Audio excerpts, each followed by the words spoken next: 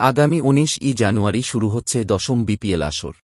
আর এবারের আসরেও ৭টি দল মাঠে থাকবে। আসন্ন আসরে ফরচুন বরিশালের প্রধান কোচের দায়িত্বে থাকবেন না ডেভ হোয়াটমোর। প্রধান কোচ হচ্ছেন মিজানুর রহমান বাবুল। এদিকে পাকিস্তানি পেসার মোহাম্মদ আমিরকেও দলে ভিড়ান বরিশাল ফ্র্যাঞ্চাইজি। তবে শেষ পর্যন্ত আর বিপিএল খেলা হচ্ছে না তার। আইএল টি-20 খেলার কারণে এবারের আসরে খেলবেন না তিনি। বিষয়টি গণমাধ্যমতে নিশ্চিত করেছেন দলটির মালিক মিজানুর রহমান। মিজান বলেন, এটা তো ভেতরের খবর। তাকে টেকনিক্যাল ডিরেক্টরও করতে পারি, আবার প্রধান কোচও করতে পারি। হোয়াটমোর ১৮ তারিখ আসবে, এরপর সবাই বসে সিদ্ধান্ত গ্রহণ করব। আইএল টি-20 শেষ হলে ২-১টা চমক আসতে পারে।